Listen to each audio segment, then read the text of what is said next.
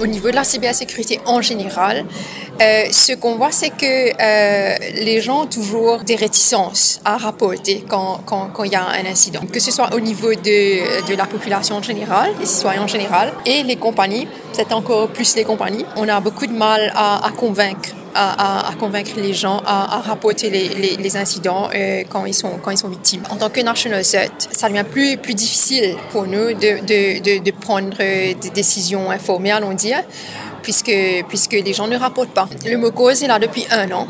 Il est vrai qu'on a essayé de promouvoir dans tous les événements autour de la cybersécurité. On réitère l'existence de MOCOS et on encourage les gens à nous rapporter les incidents. Mais c'est vrai qu'il y a encore du travail à faire dans ce sens-là. Mettre en place la plateforme, c'est un grand pas en avant parce que ça nous permet de déjà avoir commencé à collecter ces données-là.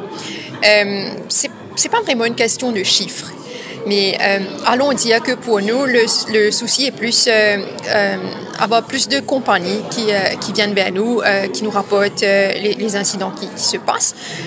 Comme ça, nous, on peut, allons dire, essayer de contenir mais mieux contenir ce genre d'incident-là. Mais aussi, ça va nous aider à formuler nos stratégies. Quand on revoit nos stratégies, on est mieux informé. Tout le monde sait que data is the new gold. Donc, pour nous avoir ces données-là, c'est prendre des décisions mieux informées. Et aussi, il faut quand même rassurer les compagnies qu'on a une obligation de protéger le privacy des personnes qui nous rapportent des cas. On a cette obligation-là, donc il ne faut pas avoir peur de venir vers nous. Une institution ne va pas avoir envie que le public en général sache que j'ai été victime d'un data breach ou d'une autre attaque. Ça peut avoir un reputational damage. Mais même les citoyens, parfois, ont un peu honte d'avoir été victime d'un online harassment ou d'une sextorsion. Le Data Protection Act est entré en vigueur le 15 janvier 2018, c'est-à-dire l'année dernière, et 1 an déjà s'est écoulé. Mais c'est une législation phare parce qu'elle apporte beaucoup de changements au niveau de Data Protection Compliance à Maurice. Et pourquoi on a dû en fait faire évoluer cette loi, c'est parce qu'effectivement nous avons le EU GDPR, le General Data Protection Regulation, qui est entré en vigueur en Europe le 25 mai 2018 et qui a vraiment des conséquences assez, je dirais, grosses conséquences pour le monde. Donc on a dû faire évoluer notre loi pour pouvoir être in compliance avec le EU GDPR.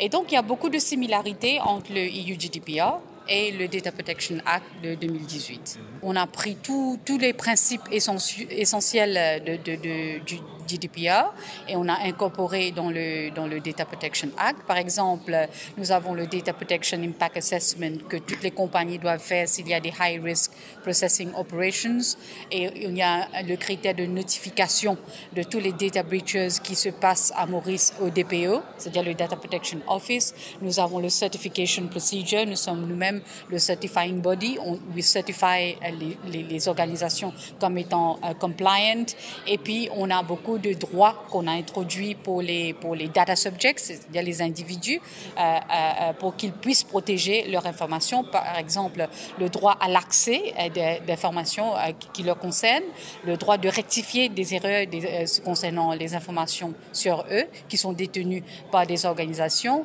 le droit d'objecter au processing de certains types d'informations et entre autres. Les différences, c'est au niveau des sanctions parce que si vous regardez bien au niveau européen, ils ont des sanctions administratives très fortes. Et vraiment, ce sont des conséquences assez lourdes pour des organisations. Donc à Maurice, nous avons un système plutôt pénal qu'administratif. Et le système pénal prévoit des pénalités pour des infractions qui sont commises sous le DPA, qui peuvent aller jusqu'aux 5 ans d'emprisonnement ou même 200 000 roupies d'amende. En Europe, c'est des millions de roupies, même plus que ça, hein, comme sanction administrative. Maurice espère pouvoir vraiment être sur la liste blanche de l'Union européenne concernant la protection des données. Et on a déjà embarqué cette procédure avec l'Union européenne et on espère que dans les années à venir, ça va être fait.